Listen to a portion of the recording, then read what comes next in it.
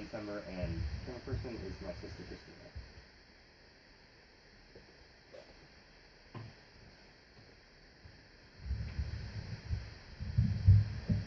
All roads lead to Rome, even those in America.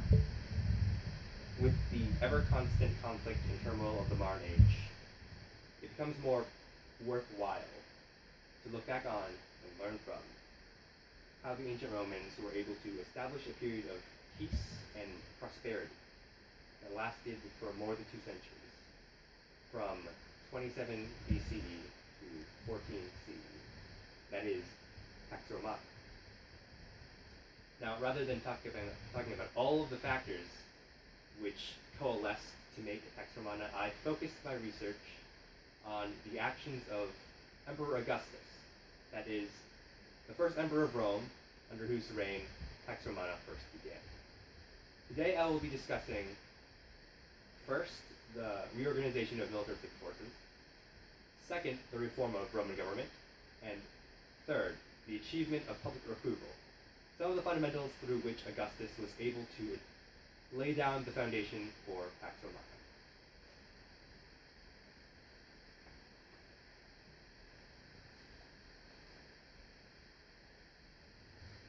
First, the armies of Rome, its legions, were revised. The weapons of war are counterproductive when the goal at hand is peace. And mutiny in Sicily had taught Augustus the threat of idle troops. Notes Elizabeth height in Reconstruction in the Augustan age.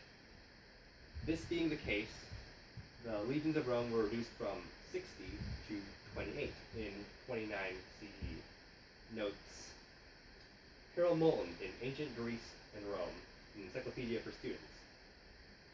This demobilization of troops was very efficient, notes J.A.S. Evans in New Catholic Encyclopedia, as many of the militias were unneeded. There were no large battles going on, and they were able to be dispersed throughout Rome and its provinces, as seen here, to uphold order and maintain peace. Now, alongside this fostering of discipline and easing of a more peaceful mindset in the citizens, this widespread distribution of forces also prevented political corruption from taking root after Augustus had purged it from Rome's governing body. It did so as there was no longer a centralization in militaristic power that could be easily abused.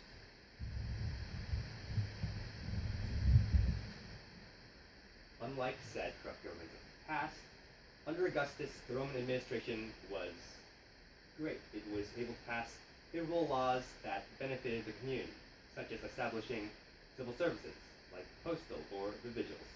The vigils being a group of firefighters and policemen that promoted public safety and welfare. Donald Wasson from Ancient History Encyclopedia mentions that though most of the vigils were freedmen, 600 of them were slaves, a rare opportunity for them to earn their freedom. Encyclopedia Britannica states that there were also many public work projects, among them the construction of aqueducts, baths, roads, temples, and theaters, such as the Theater of Marcellus, shown here. The restoration of old buildings was also a major factor. These projects provided many opportunities for employment and were very important to the economic success of Pax Romana.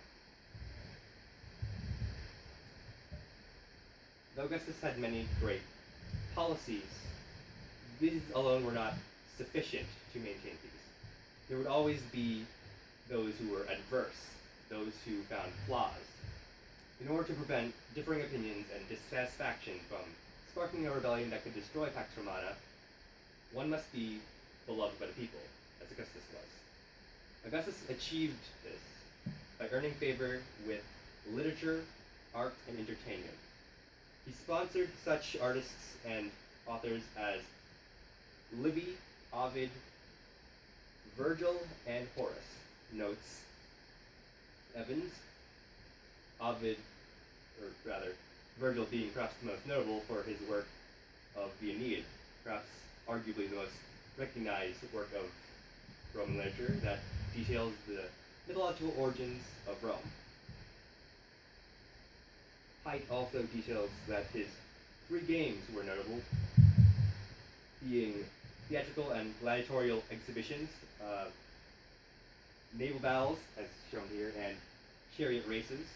With the people amused by these grand spectacles, the threat of insurrection of any kind was non-existent.